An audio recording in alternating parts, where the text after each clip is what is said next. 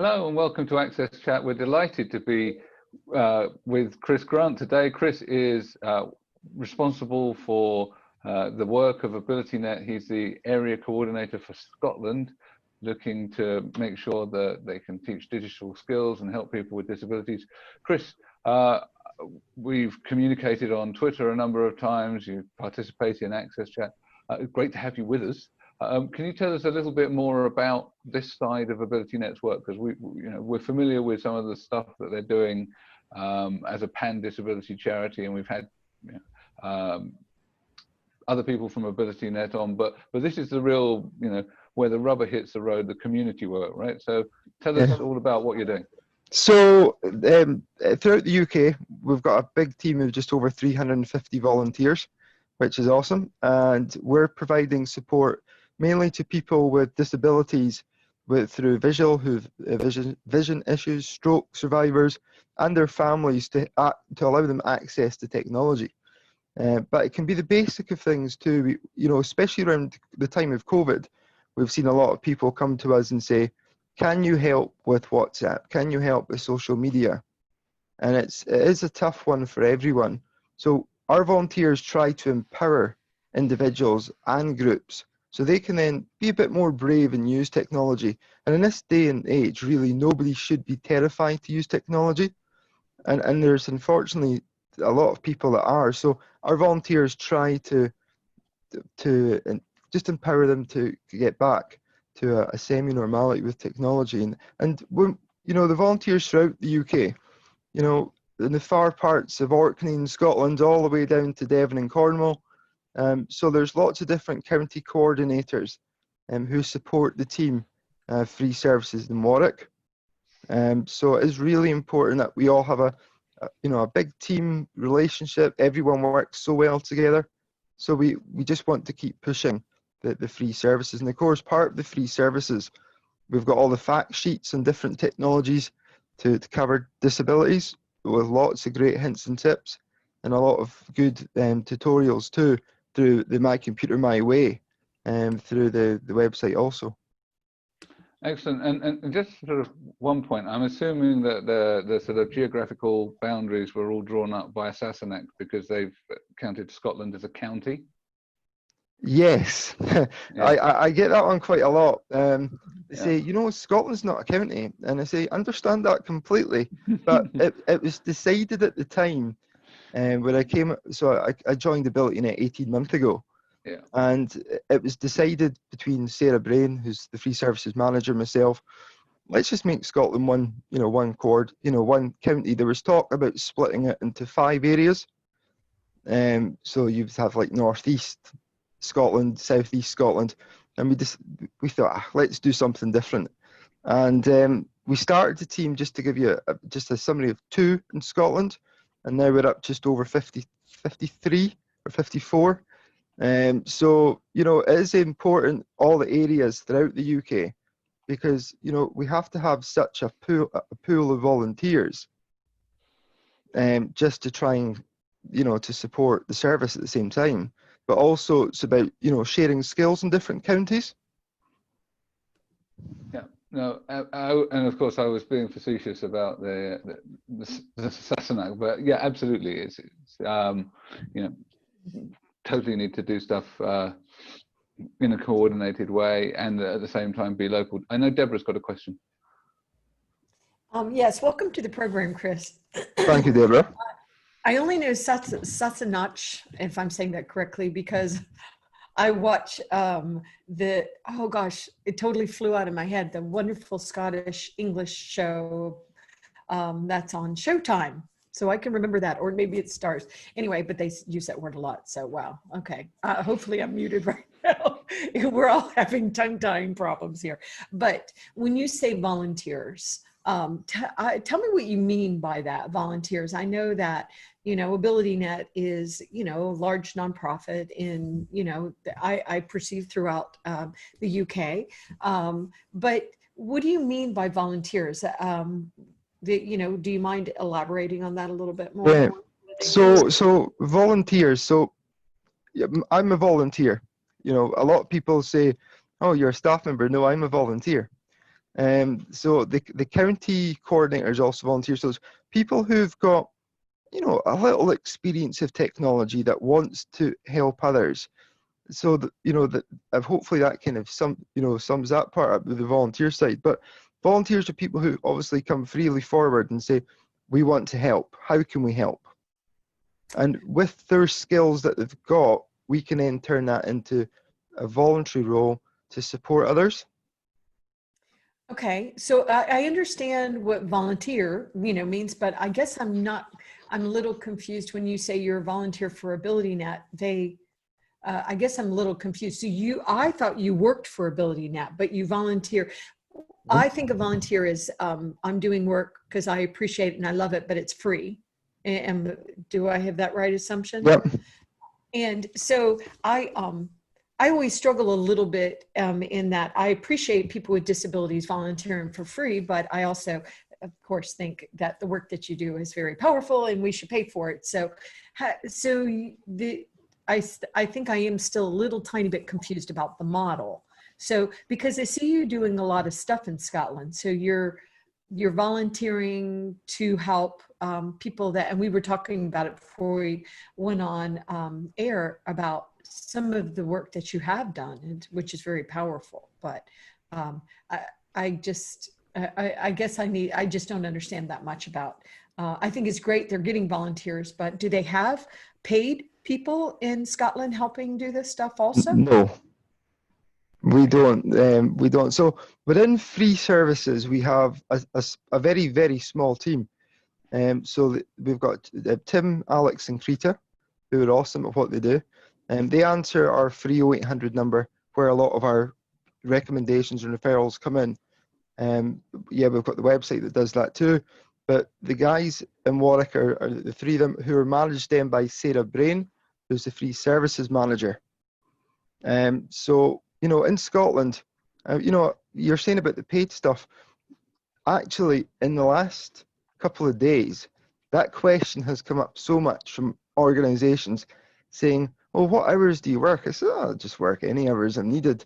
And, you know, it's around trying to make yourself flexible, because on average, in all honesty, just now, I can see volunteers like myself doing maybe 20, 30 hours a week just to support people in the community.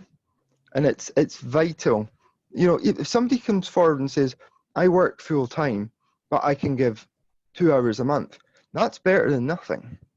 Right, I agree with that, but I also know that the work that you do is very valuable. So I'm hoping that, you know, when, you know, you're volunteering with them, that it could lead to potentially, you know, being paid too. I only say that in that there are so many volunteers doing so many amazing work, but all over the world, and we need it. But at the same time, I'm looking forward to a time when we volunteer. I mean, that we value our volunteers a lot more. And if we're volunteering, you know, that it's going to lead to something where we have paid internships and paid apprenticeships, and it leads to employment. And I don't know the situation where you are, Chris, and I know we're going to talk about it, but I do think it's very important that these organizations pay people with disabilities, that are supporting people with disabilities and our elderly. So I'm very grateful for the work that you're doing. Yeah. And I know that, yeah. Did you want to say something, Neil?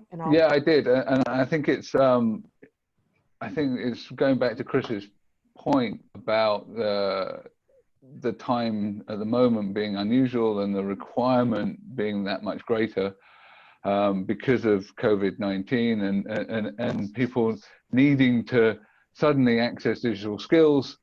Do you think, Chris, that as we come out of this, because I think this is a topic that we're all interested in now, that this is going to be the catalyst for a significant shift in how we actually view people and how we value people that are actually delivering these essential services and keeping society running? Because I think that there seems to be a much warmer sentiment, but do you think that this is going to be something that continues? I mean, I hope it does, but what do you think? Yeah, so, you know, so I can just talk from an AbilityNet perspective on that. Say we were quite busy leading up to COVID, and now I think people are worried if there's going to be a second wave of COVID. So people will automatically start to say, right, what technology can I get in place just in case it happens? So I think people have to be prepared for a second wave. So families will try to get everyone online now, just to find that, the tie, because you don't know how long COVID will stay with us for. It could be with us short term, long term. So people will want to get, online shopping, huge one, because people say, well, we're not doing our shopping on the website, or we don't feel comfortable. So we've got to be ready for that, Neil. And I think it's so important. And you're absolutely right. It's frightening on one level when you speak to people saying, I've never used a piece of kit, to saying, well, actually, we need to use technology to do this. And family and friends need to get everyone connected. So then hopefully AbilityNet and other organizations can then go on to support them. Yeah. Antonio, I think you wanted to make a point. So Chris, if you look back for the last couple of months, even for the same period of last year, what changes have you observed in terms of the requests for help? What are the things that people are looking for help and for you to reach them out? Yeah, first one, Antonio, is isolation.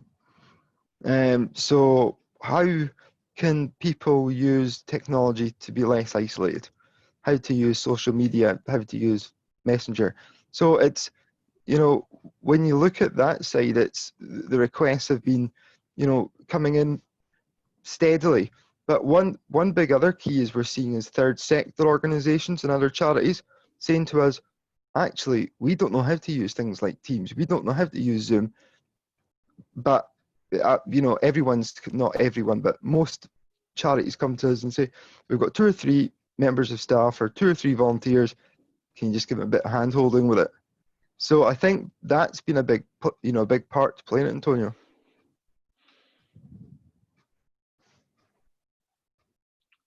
You were mentioning that some organizations referring that, our volunteers or employees are not able to use this tool or that tool.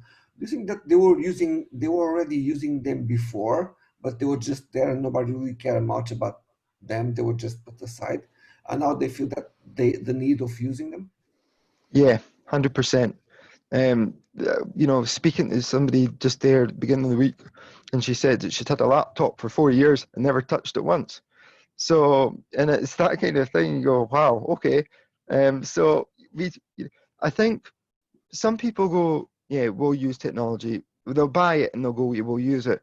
But then they'll see something, go, oh, we don't want to use it now. But right now, you'd be amazed with some of the stories that's coming out. It's brilliant. And it might also be that they didn't know how to use it, so that's why they never did it. And I'm sorry, Antonio. This is also creating a kind of a personal transformation. You are using digital resources, but you are reframing how you think to communicate. So there's also this element. I think there's a positive element of it, because it will reinforce skills and knowledge that then people will be able to use when we go back to normal. And I think that's one of the positive sides. Yeah, no, you're absolutely right. Chris, have you seen during the COVID-19 crisis that more elderly people are using the hotline and asking for assistance? I know before we got on air, we were talking about, and I've talked about it before, my mom had very severe diabetes. She had what was called brittle diabetes, which is very, very scary because you have to constantly be changing the levels of your insulin depending upon where your blood sugar is. And it's difficult enough that when she at first moved to Richmond, Virginia, they would not accept her in certain senior homes because it's so complicated. And so luckily things balanced out a little bit and we figured that out. But she always really struggled with using the touch screen technology, which is such a blessing to people that, especially people that are blind. But she had she had lost so much sensitivity in her fingertips that she really couldn't swipe to get the tablet or the phone to respond to her. And we went over, and then I would be like, all you do is this. And, you know, she found me very irritating, which I could see. No, but you're not, just, Deborah. You're not. Definitely not. No, no, no. all I you can't do believe is it. this. Right. But it's a shame when you're in the middle of the crisis, and I've never used that you know, using your example laptop before, probably because I'm afraid of it. I don't really know what I'm doing, and I'm just off until magically one day I'm going to know. You know, I do stuff like that too. I was looking at a Christmas present that somebody gave me that is actually a really cool Christmas present. It's technology, and I need to put it in my car. It's a little Amazon Alexa for your car. And I just haven't seemed to have the moment to put that in my car. It's not that hard, Deborah. But so I feel so sorry for people that are in these situations that are now in the middle of the crisis. And it's like, okay, by the way, if you want to not be lonely and you want to engage with people, all you do is you go to your computer, you go to Zoom, and they're like, go to my computer, or just go to your tablet. And I think of my mom, just put your finger on and swipe it. So I was just curious, are you seeing an uptick in calls from elderly people that are really struggling to stay, you know, in touch with their loved ones during these times? We are. So particularly in COVID, there's been a lot of, you know, we go into different calls, COVID response resilient, and what each and every one is saying is there's elderly people that's struggling in the community with technology. And it's, so we need to find, you know, that with the technology side, we need to find that happy medium almost, that we're not pushing too much technology to people who are elderly, who really are frightened to use it, and we do it at baby steps.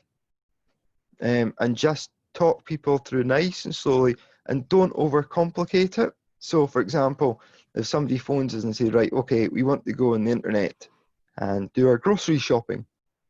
So that's step one, in my opinion, getting them online. But step two, you know, you could go and say, actually, you know, you can go into Facebook and social media and whatever else. And I think you've got to be, as I've said to colleagues and other volunteers too, we have to be so careful when an elderly person phones that, say if they say to us, again, around the shopping, we're not going to go into a ramble and say, you can do this, this, this, and this, because that puts them off. And it's, we need to, we need It discourages them. It just, yeah. and also a lot of times people's self-esteem is tied to this. So it's like, well, the only reason why everybody else in the world can swipe their phone on is because obviously they're smarter than me, when that's not the case. You know, there were some realities with neuropathy and stuff with my mom's fingers. But I think often we do send the wrong message, that, well, everybody's on it. What do you mean? Why? And it makes things a little bit worse, and makes people a little bit more fearful of trying as well. And once again, is this the time to do it in the middle of a crisis? Well, people have to have access. So, you know, but the sensitivity of it, I think, is a very important point. Yeah, 100%.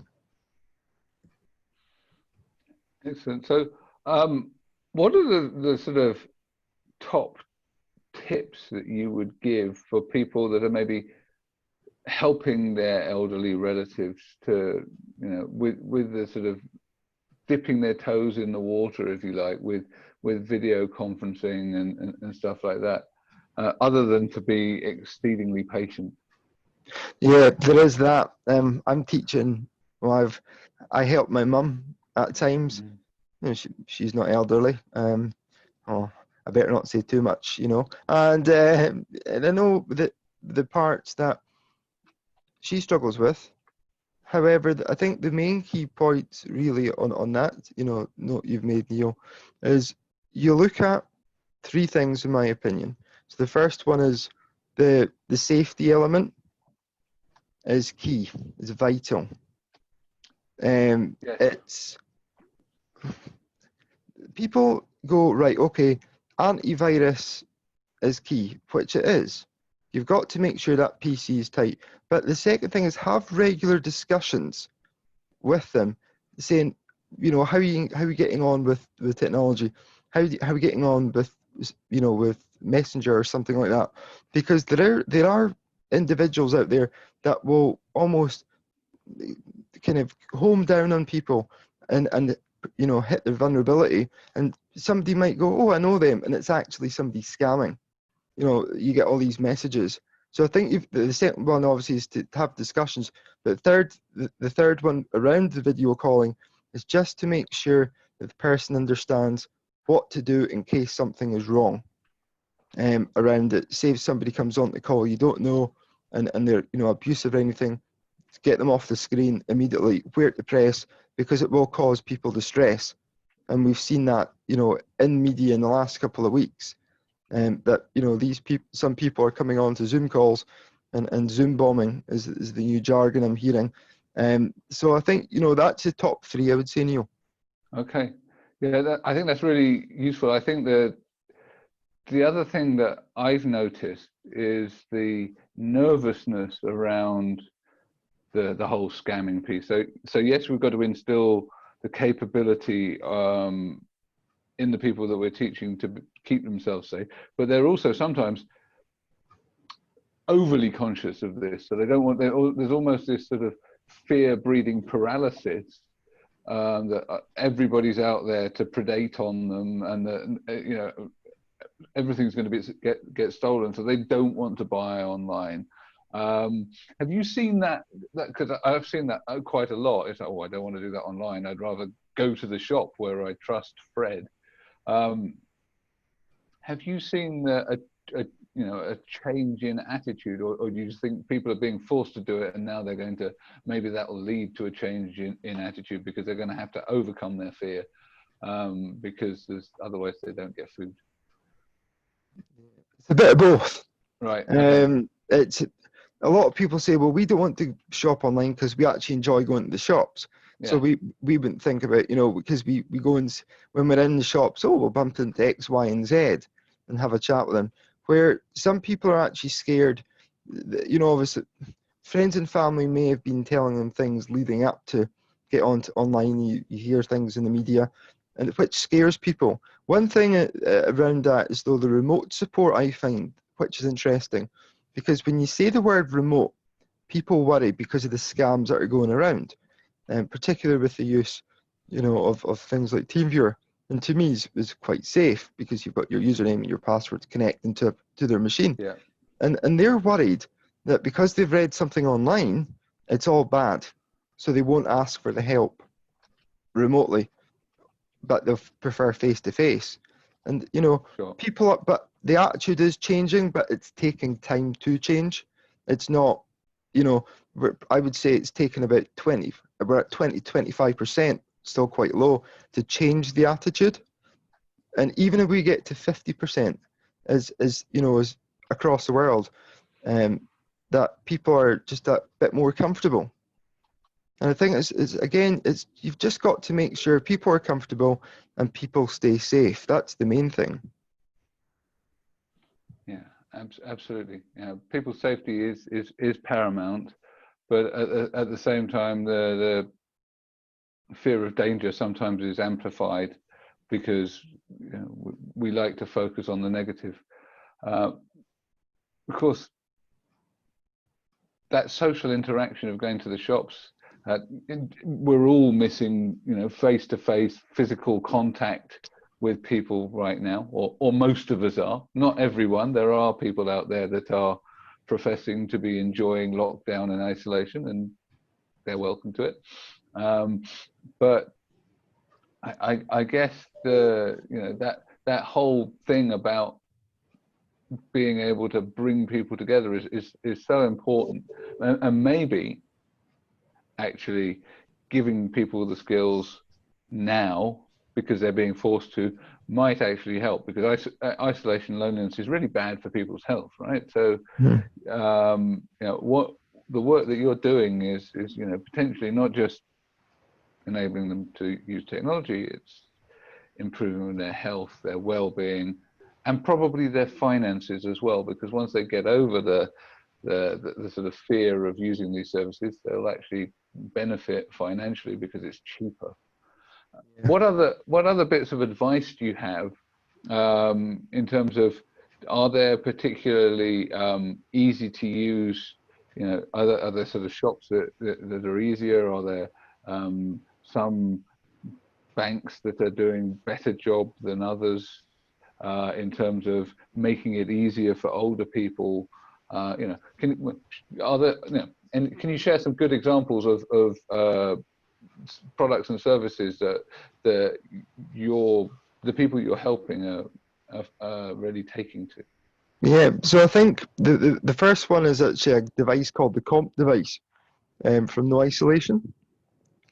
And that to me is a fantastic piece of kit. It's very simple.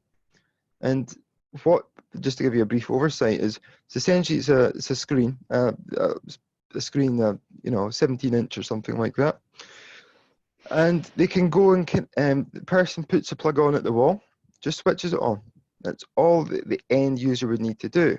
But to keep in touch with their family, the family and friends download an app, the Comp app. When the person turns the screen on, they'll be presented with a code, and then when the person's on the account as a friend or family, they can then directly dial into that person, so it doesn't have to go over and over and over again. So it's a one-off, you know, thing. It's not constant. So I think No Isolation are doing an excellent job with the Comp device, and they've seen a lot of, I know by talking to the guys at Comp. We've got some out in trial in Scotland and indeed across the UK. And I've had a shot of it and I was really impressed. So again, the Comp device is a really good one. But supermarket wise, I think Tesco's are doing it really well just now.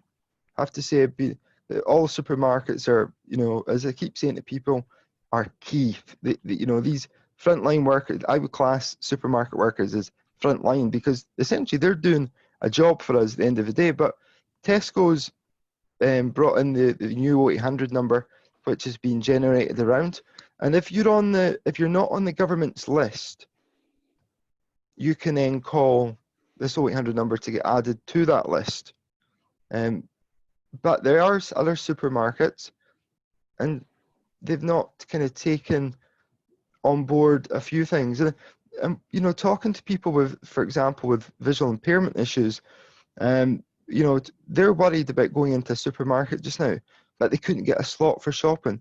So I think probably the likes of Tesco's and Co-op, and there's other supermarkets out there have done it, has got this internet shopping key, and it's, you know, it helps. Now this 0800 number, even though if you're not on the NHS registered or the government registered vulnerability list, you can still get the support from Tesco's, long as you have a vulnerability and there's nobody else to help you, and they will give you a guaranteed slot once a week. And yet they give you quite long timescales between 10 and I think it's 10 and 6, 10 and 4, and then, you know, 2 and 10, and it's, to me, it's fantastic what they've done. And there's supermarkets that have taken out these volunteer cards where somebody can, instead of giving them cash, they can keep regular topping it up. You know, so that volunteer could take the card, the person could phone whatever supermarket is and say, right, I want to put another £20 on it, instead of being worried, right, I'm handing over cash, because you can't go and give somebody your bank card to go and get you a bit of shopping, because obviously it's against the law. So again, I think there are organisations and companies that are doing it really well, but I think everyone's been pushed into the deep end all at once, because I don't think we expected this to happen so quick. So now with COVID and with everything else going on, I think perhaps when we come to wave 2, when it comes to that, it's people are more geared for it, and companies are more geared up for it. Excellent. I think the point you made about sort of these cards is really useful, and I know also an applause to Tesco, which I didn't know about, for actually adding people to the list, because we know that the government list's not right, because people were sort of delivering food parcels to the wrong places because they'd got old information and all the rest of it. And then people that are truly vulnerable are not getting that stuff. So kudos to them. I think also, you know, the fact that you can get shopping once a week is great. You know, I signed up with online services, and you know, I've made the mistake several times now, thinking, yeah, I've got a slot, pile stuff in, and then only to find out that it's in 10 days' time. And have to say, the cupboards are looking pretty bare at the moment. I mean, we've got plenty of tin stuff. We'll never starve, but you know, I kind of miscalculated that one. So I think that's interesting. So just before we go, and you know, I do want to thank our supporters, My Clear Text, who are on here captioning now, Elaine, Microlink, and Barclays. Is there anything else that you would like to sort of tell people about, or encourage people to do, that can help keep people included during these strange times? Yeah, I think it's just asking that question, really. Are you using technology, and do you need any help?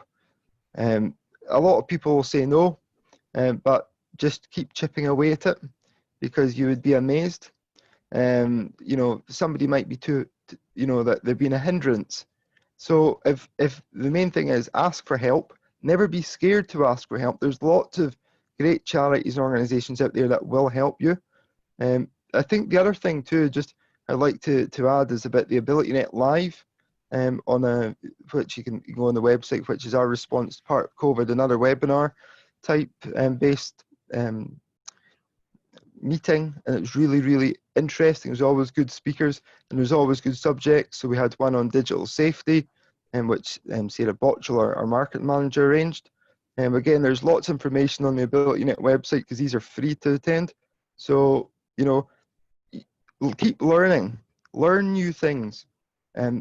There's so much out there that you could learn. You could go onto YouTube and go, oh, I like that device, and actually start learning it, because you never know who in your community might need the help. But I think my key message I would put out there to, if anyone needs help, is ask for it.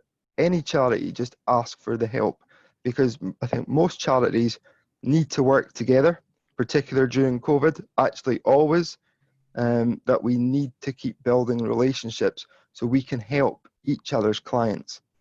Excellent, thank you. That's a great point to close on, because I think that collaboration is absolutely key to inclusion. So thank you very much. It's been a great pleasure to finally get you on here, Chris. No problem. Thanks, Neil. Thank you, Chris. Thanks.